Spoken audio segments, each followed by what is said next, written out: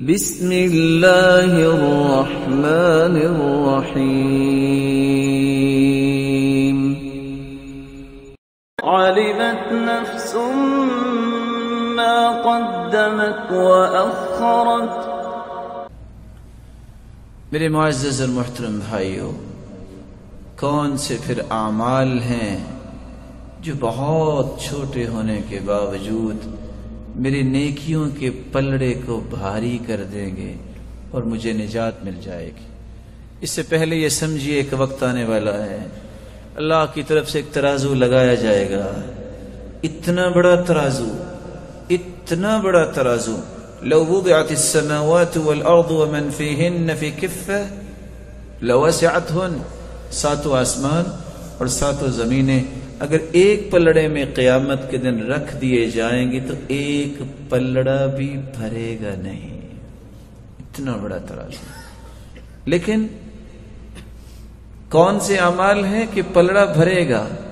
سب سے پہلا عمل التوحید، کلمۃ التوحید، لا الہ الا اللہ، جس توحید کے لیے اللہ ذو الجلال نے انبیاء کو بھیجا، جس توحید کے بغیر انسان کی نہ دنیا میں نجات نہ آخرت میں نجات، جس توحید کو عام کرنے کے لیے انبیاء کو مبعوث کیا۔ قیامت کا دن ہوگا، لمبی حدیث ہے، ایک آدمی کی کوئی نیکی نہیں نکلے گی، سوچے کہ مارا گیا، اللہ کی طرف سے اس سے کہا جائے گا پریشان نہیں ہونا، ایک نیکی ہمارے پاس تیری ہے۔ اللہ وہ کون سی نیکی ہے؟ فرشتہ اس وقت لے کے آئے گا، کیا لے کے آئے گا؟ ایک بطاقہ، ایک چھوٹا سا کارڈ لے کے آئے گا، اس پہ لکھا کیا ہوگا؟ لا الہ الا اللہ۔ اس بندے نے لا الہ الا اللہ کہا، اس کے تقاضوں کو پورا کیا۔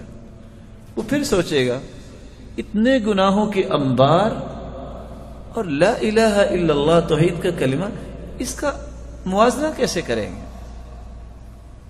فتوضع البطاقہ فی کفہ وتوضع السجلات فی کفہ، سارے برائیوں کے رجسٹر ایک پلڑے میں، جب اس کارڈ کو دوسرے پلڑے میں رکھا جائے گا تو ساری برائیوں کے وہ رجسٹر اٹھ جائیں گے۔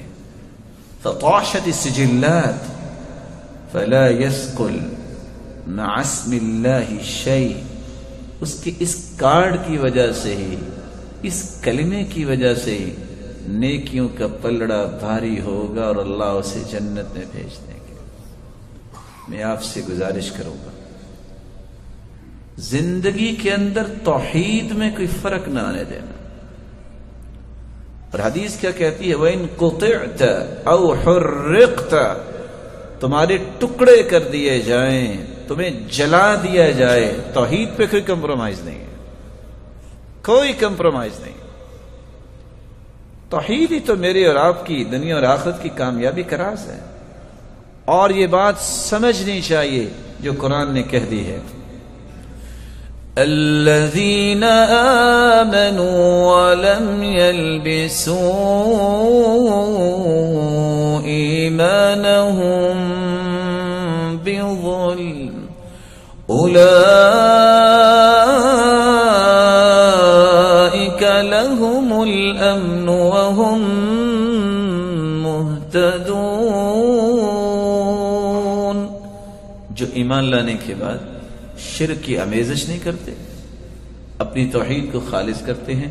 اللہ نے دو انعام رکھے ہیں، فکری امن، قولی امن، معاشرتی امن۔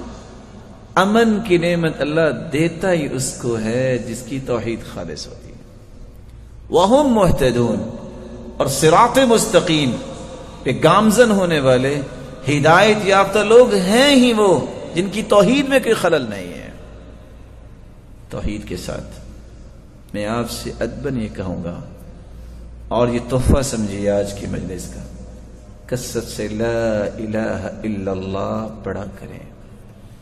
حدیث کہتی ہے افضل الذکر لا الہ الا اللہ، سب سے افضل ذکر لا الہ الا اللہ، اور رسول اللہ صلی اللہ علیہ وسلم نے فرمایا ان قول لا الہ الا اللہ تدفع عن قائلها 99 من البلاء ادناها الہم، جو کثرت سے لا الہ الا اللہ کہتا ہے 99 بلائیں اللہ عز و جلال اس کی دور فرما دیتے ہیں۔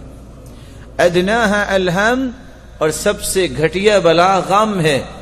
اس کا مطلب یہ نکلا کہ 98 بلائیں تو غم سے بھی بڑی بڑی اللہ عز و جلال دور فرما دیتے ہیں۔